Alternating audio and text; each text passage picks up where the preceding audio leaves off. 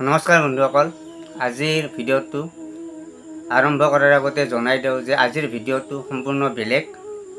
আজিৰ ভিডিঅ'টোত মানুহ মৰিলে প্ৰেত কৰ্ম কিদৰে কৰে আৰু পিণ্ডদান কিদৰে কৰে আৰু কিয় কৰে তাৰ বিষয়ে জানিবলৈ চেষ্টা কৰিম। আহকচোন আমি জানো প্ৰেত কৰ্মনো কি বা পিণ্ডদান কি, কি কি বস্তুৰেনো পিণ্ড দিব লাগে আৰু কিয় দিব লাগে।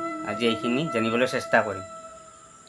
যেতিয়া এটা পৰিয়ালত এগৰাকী মানুহৰ মৃত্যু হয় আৰু সেই পৰিয়ালটোত বহুত ধৰণৰ দুখ আহি পৰে আৰু শকত সেই পৰিয়ালটো ভাগি পৰে। আৰু যেতিয়া মানুহগৰাকীৰ মৃত্যু হয়, সেই মৃত্যু হোৱা ব্যক্তিগৰাকীক ঘৰৰ পৰা চোতাললৈ উলিয়াই আনি চোতালত শুৱাই দিয়ে আৰু তেওঁৰ মূৰৰ আগৰ ফালে, অৰ্থাৎ তেওঁৰ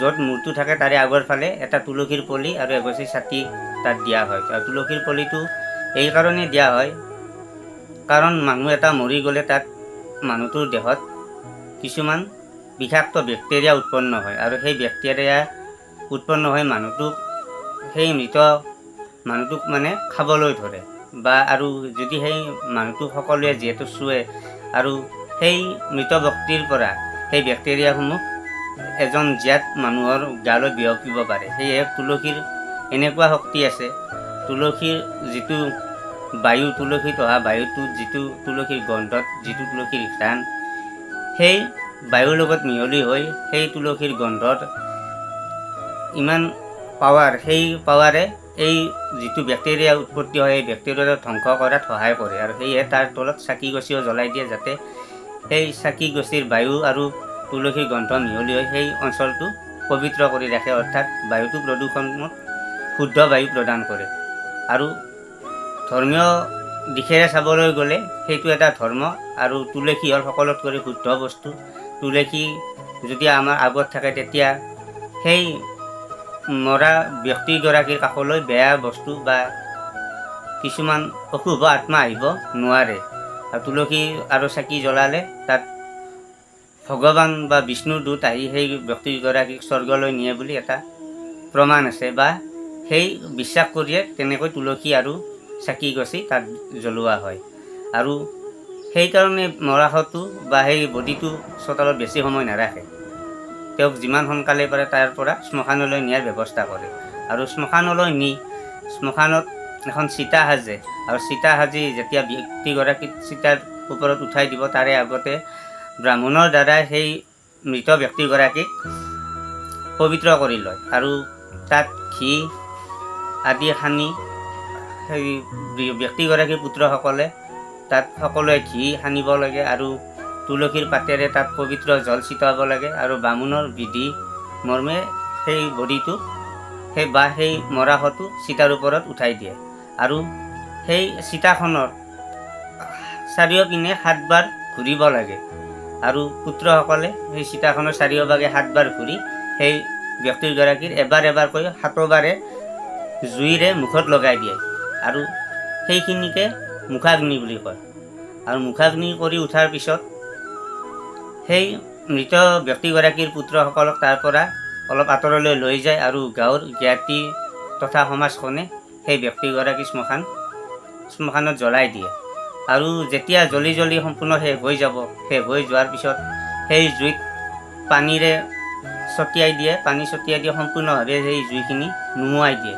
আৰু নুমুৱাই দিয়াত সেই ক'লা এঙাৰৰ মাজত কিছুমান বগা জিলিকি থকা এঙাৰ উঠি আহে বা দেখা পায় আৰু সেই জিলিকি থকা বা বগা এঙাৰখিনি অস্থি বুলি কয়। আৰু সেই অস্থিখিনি এটা বাঁহৰ চুঙাত ভৰাই পুত্ৰসকলে ঘৰলৈ লৈ আহে আৰু সেই যেতিয়া মানুহটো পূৰা হৈ যায়, যেতিয়া সেই এঙাৰখিনি ক'লা বা পানী ছিটিয়াই দিয়ে, তাৰপিছত সেই ঠাইখিনিত তেওঁলোকে ধুনীয়াকৈ পানী ছটিয়াই পবিত্ৰ কৰি সেই ঠাইখিনিত এটা সৰু খেৰৰে ঘৰ সাজি তাত ভিতৰত চাকি দিয়ে আৰু সেই ঘৰটো ভগৱান দেৱাৰীদেৱ মহাদেৱৰ নামত তেওঁলোকে এটা শেষত হৰিৰ ধ্বনি দি তাৰ পৰা শ্মশানৰ পৰা গুচি আহে।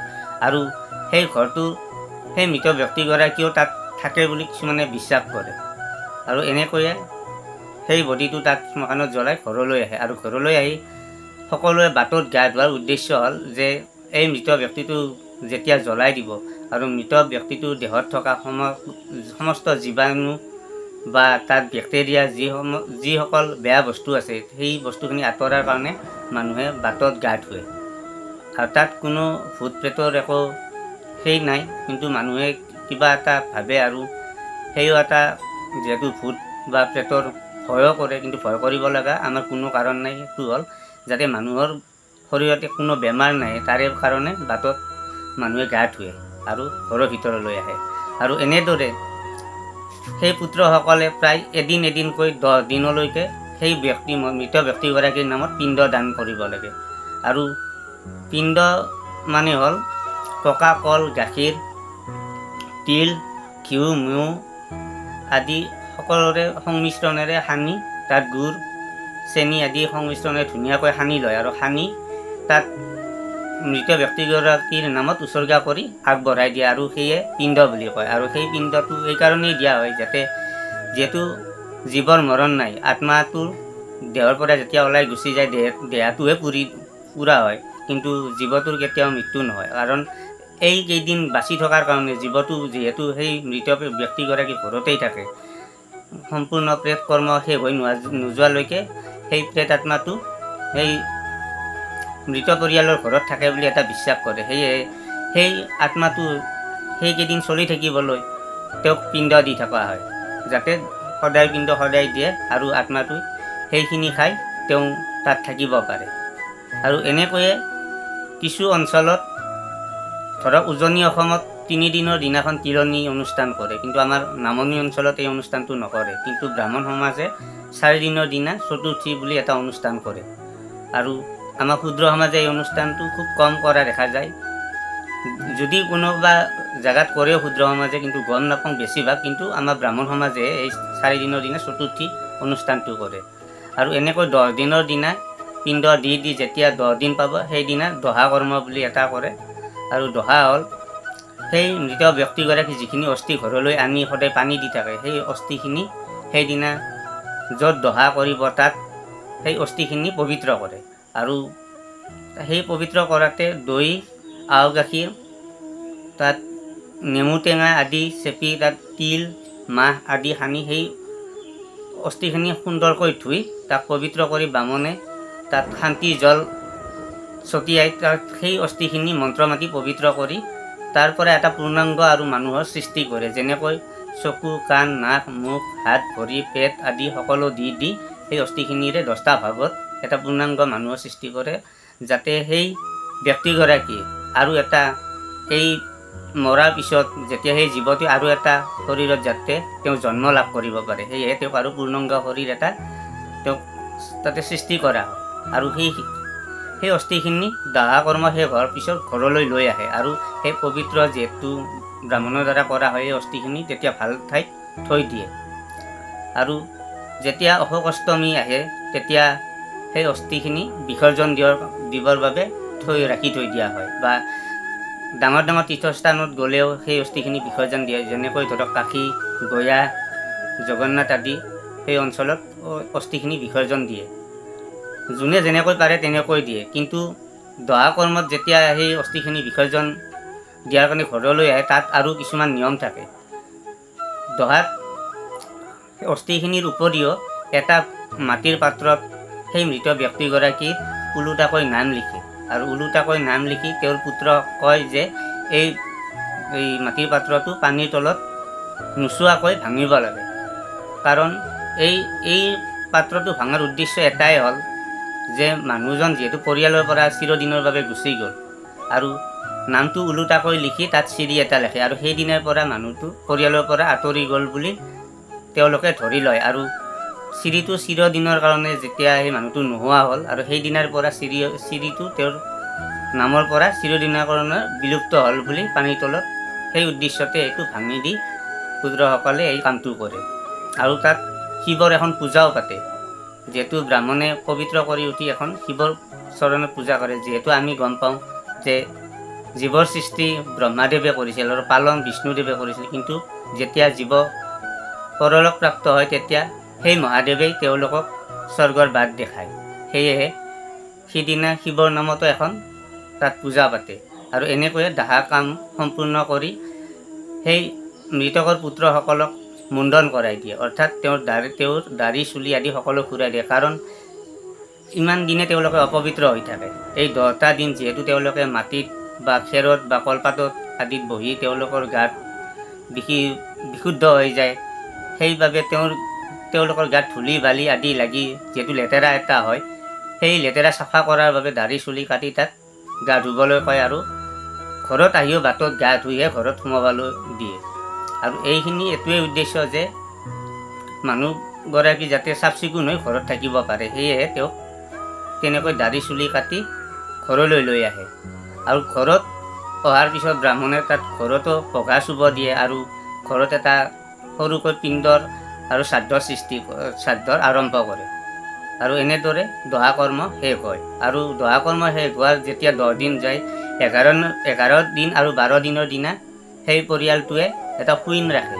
শোইন মানে কোনো ধৰণৰ অনুষ্ঠান নাৰাখে, কাৰণ সেই 2 দিনৰ ভিতৰত সেই মৃত পৰিয়ালটোৱে যাতে সেই মৃত ব্যক্তিগৰাকীৰ কাজ কৰ্ম আদি ভোজ ভাত আদি খোৱাৰ বাবে তেওঁলোকে আলোচনা কৰিব পাৰে বা ওচৰৰ পাজৰৰ বা তেওঁলোকৰ অঙহী বঙহীসকলক মাতিবৰ বাবে এটা সুবিধাৰ কাৰণে সেই 2টা দিন ৰখা হয়। কিন্তু কিছুমান মানুহে এই 2টা দিন নাৰাখে, কিন্তু বেছিভাগ মানুহে সেই 2টা দিন তেওঁলোকে ৰাখি থয়। আৰু 13 দিনৰ দিনাখন শুদ্ধি কৰ্ম আৰম্ভ কৰে। শুদ্ধি কৰ্ম হ'ল সেইদিনা ব্ৰাহ্মণে আহি তেওঁলোকৰ ঘৰত দান দক্ষিণা আদি লৈ পৰিয়ালটোক শুদ্ধ কৰি দিয়ে। আৰু যিসকল পুত্ৰই সেই চুৱা খাটি থাকে, সেই পুত্ৰসকলকো এই চুৱাৰ পৰা উদ্ধাৰ কৰি মুক্তি দিয়ে। অৰ্থাৎ শুদ্ধি মানে হ'ল সিদিনা সকলো শ্ৰাদ্ধ আদিৰ দ্বাৰাই সেই পৰিয়ালটোৰ লগত তেওঁৰ পৰিয়ালৰ বংশ গোষ্ঠী আদি সকলোৱে সেইদিনাৰ পৰা শুদ্ধ হয়, তাকে শুদ্ধি বুলি কয়। আৰু শুদ্ধিৰ পিছদিনাখন সপিণ্ডন পতা হয়। আৰু সপিণ্ডন এইকাৰণেই পতা হয়, আৰু সিদিনাৰ পৰাই সপিণ্ডন মানে সকলো পিণ্ড শেষ হয়। আৰু সিদিনা সপিণ্ডনৰ দিনাখন এটা 14 মাসিকা বুলিও কয়। এটা পিণ্ডৰে 14টা ভাগ কৰে। আৰু সেই 14টা ভাগ তেওঁলোকৰ সেই মৃত ব্যক্তিগৰাকীৰ 7 পুৰুষলৈ সেই পিণ্ড পায় বুলি এটা বিশ্বাস আছে। সেয়েহে সেইদিনা 14টা ভাগত পিণ্ড সাজি সেই পিণ্ডসকল তেওঁলোকৰ সেই আগৰ পৰা মৰি অহা ব্যক্তিসকলৰ 7 পুৰুষলৈকে সেই পিণ্ড দিয়ে। আৰু আমাৰ এই অঞ্চলত সেই সুপিণ্ডনৰ দিনাখন ৰাতি ভগৱানৰ চৰণত এফাকি নাম ধৰে। আৰু এই নামৰ উদ্দেশ্য হ'ল যাতে সেই মৃত ব্যক্তিগৰাকীয়ে চিৰদিনৰ বাবে স্বৰ্গ বা মোক্ষ লাভ কৰে। কাৰণ হৰিনামেই শ্ৰেষ্ঠ ধৰ্ম। হৰিনাম যিহেতু আমাৰ লাগতিয়াল যিহেতু ধৰ্ম, সেইবাবে আমাৰ সকলো ধৰ্ম কৰাৰ পিছত আমি হৰিনামটো আমাৰ পতা হয়। কিছু অঞ্চলত ভোজ ভাতৰ দিনাখনো ৰাতি কৰে, আৰু আমাৰ এই অঞ্চলত সুপিণ্ডনৰ দিনাখন ৰাতি কৰে। আৰু সুপিণ্ডনৰ দিনাখন 13জন ব্ৰাহ্মণ বা 15জন ব্ৰাহ্মণ বা 11জন এনেকৈ অমিলকৈ ব্ৰাহ্মণ সমাজক মাতি আনি এসাঁজ ভাত খুৱায়, আৰু সেই ভাত সাজকে কয় ব্ৰহ্মভোজন। আৰু তেনেকুৱা কৰিলে সেই পৰিয়ালটোৱে তেওঁলোকৰ সমগ্ৰ ঋণৰ পৰা, যি পিতৃ হওক মাতৃ হওক তেওঁলোকৰ মৃত্যুবৰণ কৰে, তেওঁৰ সমগ্ৰ ঋণ মুক্ত হয় বুলি কয়। আৰু যিগৰাকী ব্যক্তি মৃত্যু হয় তেওঁৰো জীৱিত অৱস্থাত থকা সকলো ঋণৰ পৰা তেওঁ মুক্তি হয় বুলি এটা উল্লেখ আছে। আৰু এনেকৈ সপিণ্ডন অনুষ্ঠান আৰম্ভ কৰা হয়। আৰু সপিণ্ডনৰ পিছদিনাখন অৰ্থাৎ 15 দিনাখনৰ দিনা সেইদিনা ভোজ ভাত আৰম্ভ কৰে। আৰু ভোজ ভাতটো এই কাৰণেই আৰম্ভ কৰে যে সেই মৃত ব্যক্তিগৰাকীৰ পৰিয়ালৰ লগতে অঙহী বঙহী বা তেওঁলোকৰ বংশ কুটুম্ব সকলোৱে নিৰাম খাটি থাকে। আৰু তেওঁলোকে মাছ মাংস বা আমিষ আহাৰ খোৱাৰ কাৰণে সেইদিনা সেই অনুষ্ঠানটো পাতে, যাতে সেই দিনাৰ পৰা তেওঁলোকে মাছ মাংস বা আমিষ আহাৰ গ্ৰহণ কৰিব পাৰে। সেয়েহে তেওঁলোকে যিহেতু নিজেই নোৱাৰে, তেওঁলোকে গাঁৱৰ জ্ঞাতি কুটুম্ব আদি মাতি আনি, সমাজখনক মাতি আনি তেওঁলোকৰ লগত সেই পুত্ৰসকলে আৰু বংশটো এসাঁজ ভাত খায়। আৰু এই ভাত খোৱাকে কয় ভোজ ভাত। আৰু সেই দিনাৰ পৰা সেই পৰিয়ালটোৱে মাছ মাংস আদি আমিষ আহাৰো গ্ৰহণ কৰিব পৰা হয়। আৰু ভোজ ভাত খোৱাৰ আগত সেই মৃতকক, যিজন ব্যক্তি মৃত্যুবৰণ কৰে, তেওঁৰ নামত ভাত আঞ্জা বিভিন্ন আঞ্জাৰে আৰু তেওঁ যি বস্তু তেওঁ জীৱিত অৱস্থাত তেওঁ ভাল পাইছিল সকলো বস্তুৰে সেই এখন চাংলি হওক বা কিবা ডলা হওক তেনেকুৱা এখন বাঁহেৰে বনাই ঘৰৰ ওচৰতেই হওক বা পথাৰতেই হওক তেনেকুৱা ভাল ঠাইত সেই চালনীখন নি তাত দি আহে, যাতে তাত ভাত আঞ্জা সমস্ত বস্তু সেই ব্যক্তিজনে খায়। কিন্তু খায় নে নাখায়তো আমি কোনো নাজানো, কিন্তু এটা বিশ্বাস আছে আগৰ পৰা যে সেই মৃত ব্যক্তিজনে সেইদিনা খায় আৰু সেইদিনাৰ পৰা তেওঁ বৈকুণ্ঠলৈ গমন কৰে। আৰু সেইদিনাৰ পৰা সেই প্ৰেত সমাজৰ পৰা সেই প্ৰেতটোৱে গুচি যায় আৰু আন এটা জীৱলৈ তেওঁ পৰিৱৰ্তন হয়, আন এটা শৰীৰলৈ তেওঁ গুচি যায়। আৰু এনেদৰে প্ৰেত কৰ্ম আদি কৰে। আৰু এই প্ৰেত কৰ্ম সমস্তখিনিয়ে গৰুড় পুৰাণত উল্লেখ আছে। আৰু যিসকলে ইয়াত ভালদৰে আৰু জানিব খোজে, আপোনালোকে এবাৰ গৰুড় পুৰাণ যদি পঢ়ি চায়, ইয়াত সমস্তখিনি গোটেই গম পাব। আৰু যিহেতু ভিডিঅ'ত গোটেইখিনি ক'ব নোৱাৰি, বহুত দীঘলীয়া হৈ যায়, সেয়েহে মই যিখিনি পাৰিলোঁ সেইখিনি আপোনালোকৰ আগত ক'লোঁ। ইয়াত যথেষ্ট ভুল ভ্ৰান্তি হ'ব পাৰে, আপোনালোকে ক্ষমা কৰি দিব বুলি আশা ৰাখিলোঁ। আৰু ভিডিঅ'টো কেনে পায় কমেণ্ট কৰি জনাবলৈ অনুৰোধ জনালোঁ। ধন্যবাদ।